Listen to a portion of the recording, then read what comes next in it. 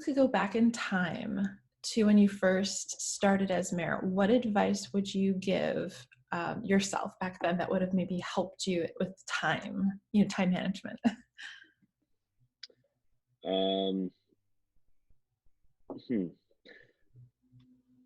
Having the schedule and sticking to it would probably be so that this is my one and designated day, or very early on in my term. I thought that I would jump in full steam ahead and try to accomplish as much as I can and be available at the village hall 3-4 times a week. After a short amount of period of time, I realized that was just not going to be acceptable. Excuse me. And that the timing really just I wasn't going to be able to manage my work and then obviously my home life. So if I were to jump back in time, I would probably say that it would be selecting a certain day and time that this is when I handle village business. And then outside of that, nothing could infiltrate that while I'm there, and vice versa. That makes sense. Yeah. Do you use a special software or an app on your phone to help you with scheduling your time? No, I have two mobile devices. One is my personal phone that I use for work and obviously for my personal life. And then the second is my village phone. So I just utilize the app on, standard iPhone. We use Outlook at the village, so a lot of things are done through the Outlook schedule. And then I obviously constantly looking at calendar to make sure that I'm not either double scheduling or even missing a possible call or a meeting. Those things have happened because of the work that I'm in, and not really. So that's the interesting part of this, is that the industry and what I do for a living is so sporadic and not really having a set schedule. I mean, obviously I work 8 to 5 in the office, but then I'm available 24 hours a day, 7 days a week on my personal line via my answering service. So I don't really have a set schedule as it relates to my personal business. So that always conflicted with what I have to do as a mayor, because there's times where I need to be on this phone call or be at this meeting during the day with the developer or somebody like that.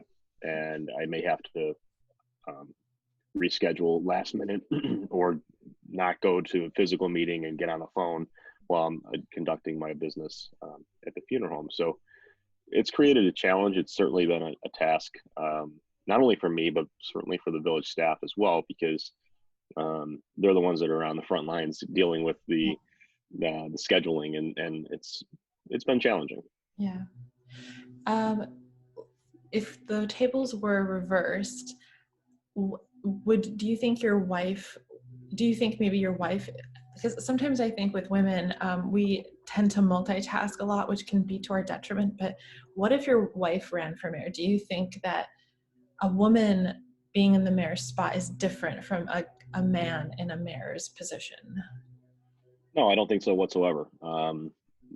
Particularly now in society, the role of a masculine dominant individual isn't really what I would say is looked for or sought after by specifically constituents, but even in the workplace. I mean, it's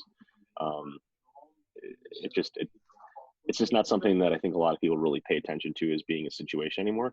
And that's just as society's progressed. Honest to God, I think my wife would be a fabulous mayor if you were to ask me that. Yes. She's able to control so many, what I would consider to be devastating catastrophes throughout the day with our children and their life. And she does it with grace and poise and is able just to conduct herself,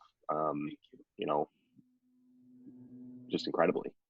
Which are little things that are required as being a leader, but then being an elected official, a lot of people look to you in the little nuances that you do to either control a situation or try not to show that you're angry or that you're too happy about a situation.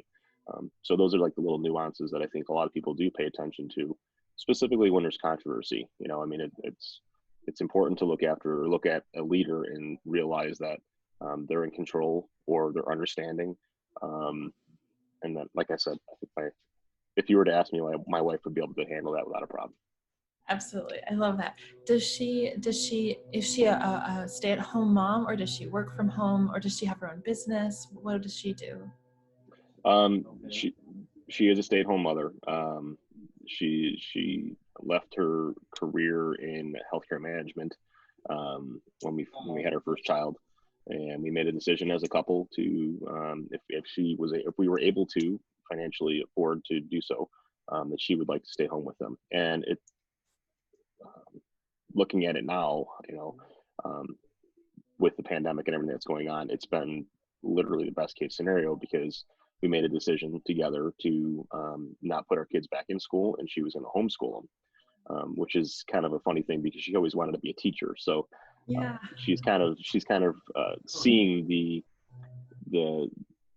the whole picture and realize that, you know what, maybe I didn't want to become a teacher. Yeah.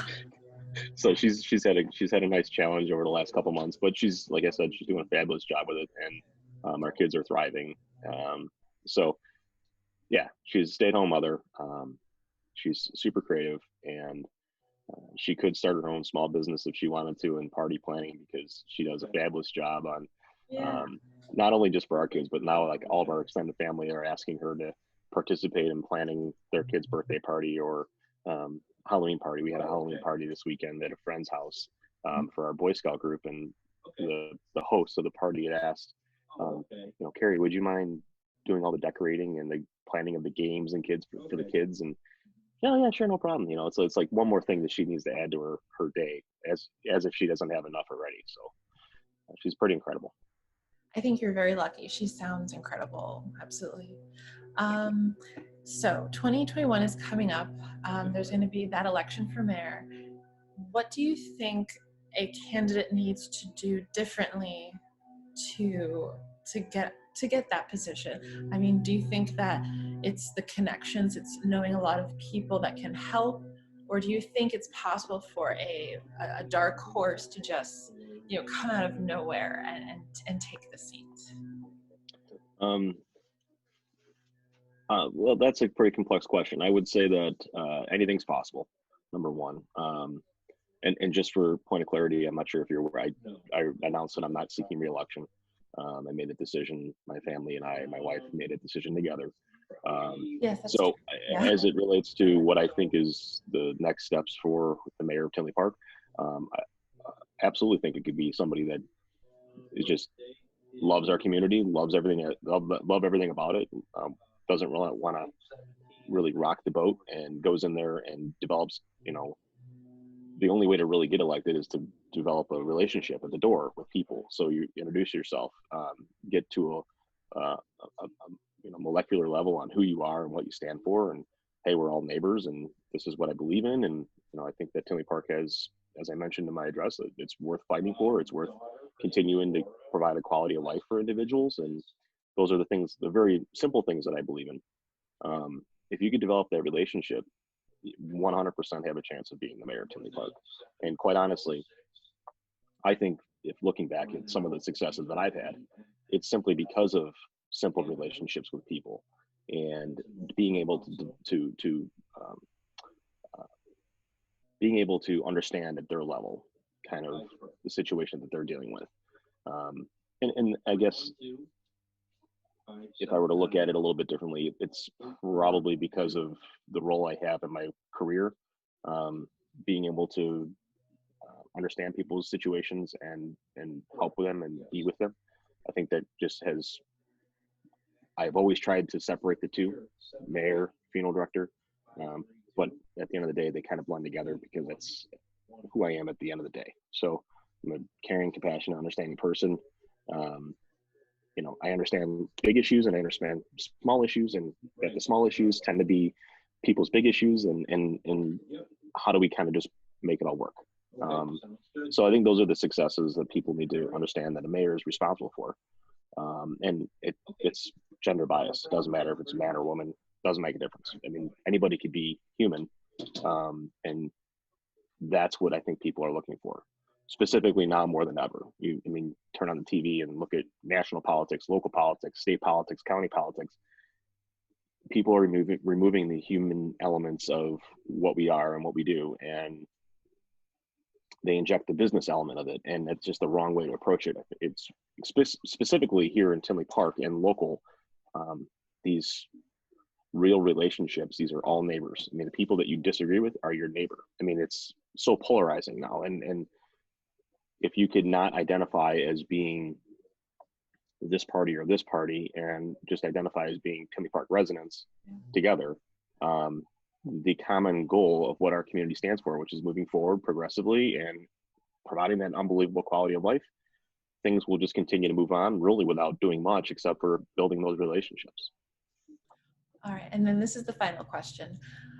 What program or initiative or what have you that you spearheaded are you the most proud of?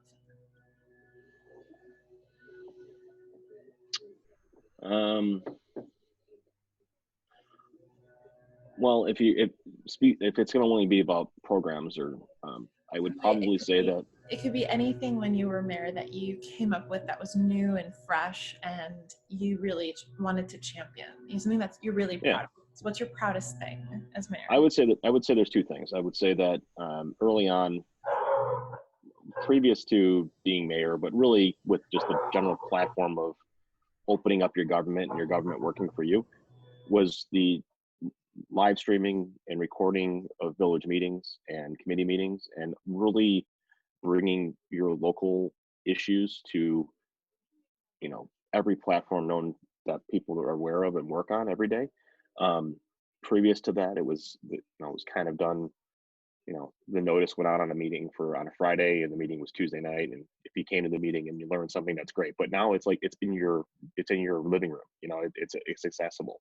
So I think that's probably one of the larger things that I would see is really important, because I mean, not to throw political buzzwords out there, but it really is. That is the epitome of transparency.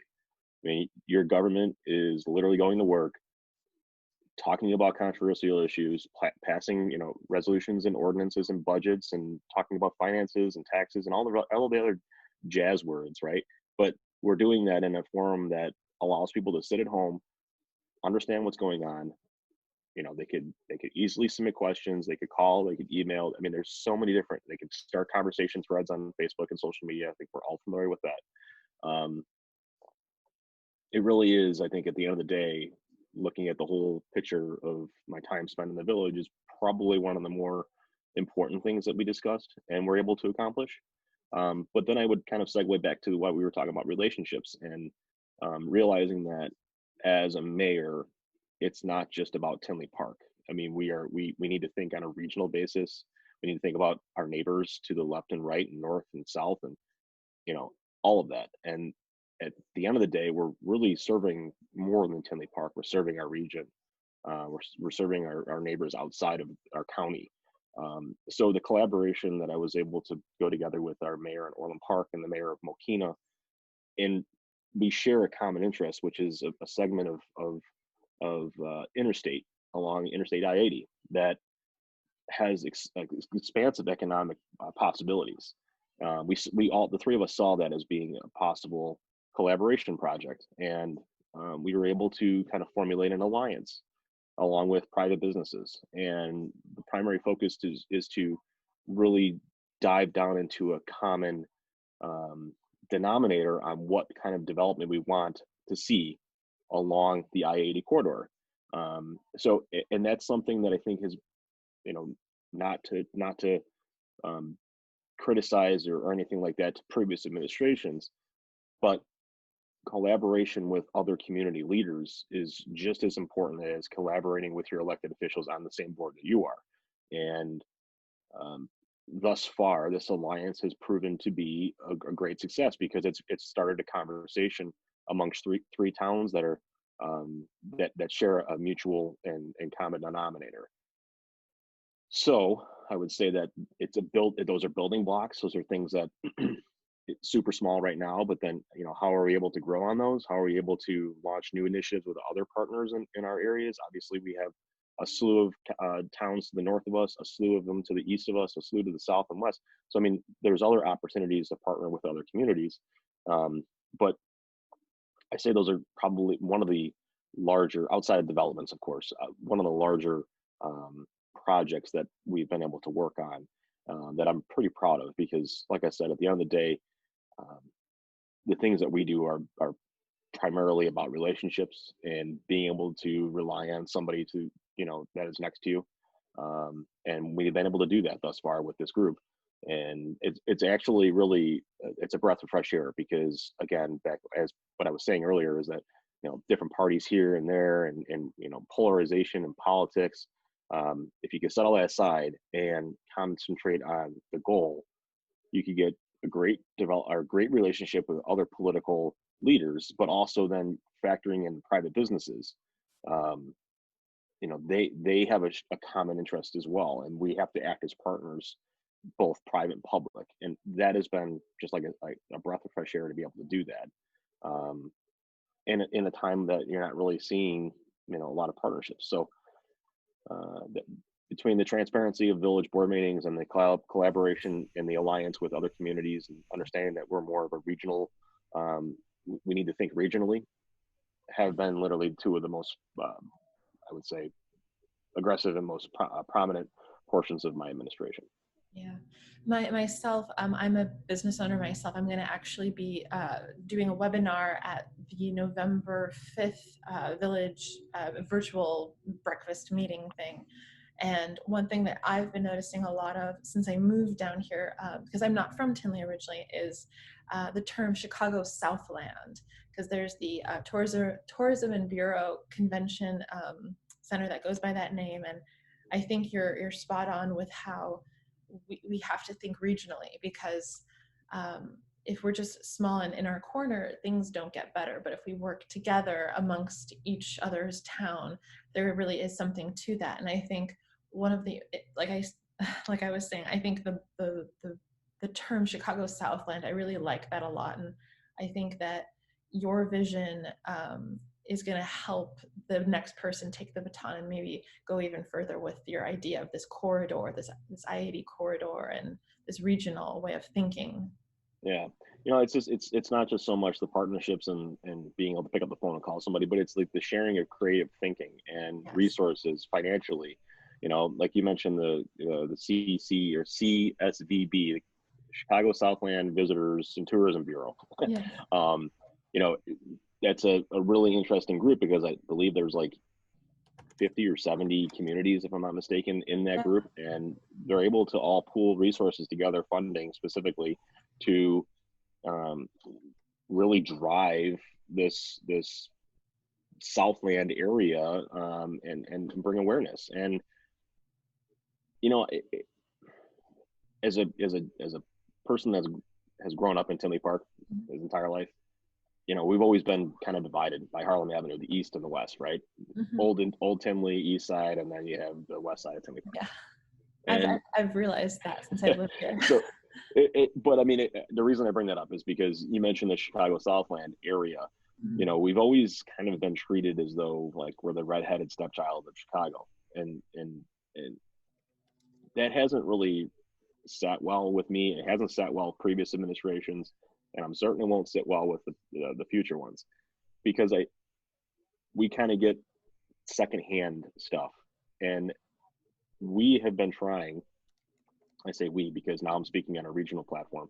Yeah. The Chicago Southland area has been trying for decades to bring awareness to the fact that the Southland area of Chicago has resources, it has people, it has schooling. It has all of these assets that are just kind of looked past. And as an economic development standpoint, right, we have everything, if not more than like the northwest side or the western suburbs, and yes, or even the city of Chicago. So I bring that up because there is divisiveness, like Tinley Park, east and west. There's divisiveness to the city of Chicago and the Southland. But it's up to us to kind of just continue to drive the message saying, hey, no, we're all together. we have great resources. We have, all these assets and a plethora of information and all the stuff that we need to do to make you successful, not only as a business, but also as a resident or any other entity. But just coming together really, and having a mutual respect for each other, understanding that we all may have different opinions on things, but really at the end of the day, just building those relationships again, and doing the people's work. So, and it's been successful. I mean, government tends to be slow at a lot of things, anyways. But I'm pretty comfortable saying that over the last couple of years, the last 4 years, we've been able to accomplish some things and start good conversations. If you need to speak up, that's okay. I know I've taken way more of your time than I thought. No, there's 2 other people working here. I don't know why they're not answering the phone. Okay. So we're just going to let that go to the answering machine. All right. But yeah, those were my questions. I did forward you over a questionnaire of questions some Tinley Park moms had, because there's a fire has been lit under some of the moms. There's Diane Galanti, and she's really been pushing to try to encourage females, women, moms, whatever you want to call them, to run for something or to get involved. So those questions, if you could answer those, that'd be awesome. Yeah, I will. If I could, since you brought that up, and I wanted to kind of open up by saying that is that, how do I couch this? Identity politics is a real thing, right? I mean, people talk about, are you electable? Are you a man? Are you a woman? What religious beliefs do you have? What platform do you typically lean towards? Are you photogenic? I mean, there's all these little things, right? And as it relates to how I've kind of approached the political structuring of parties or teams, or however you want to say it, I mean, I've taken that into account. However, I think that there's a real conversation to having a perspective of somebody else and like a different gender. And, I had that understanding 4 years ago. I sought after and found 2 women that were interested in getting involved. And it was, again, a different perspective that is critically important to understanding the entire village. And I think that's important moving forward, no matter what.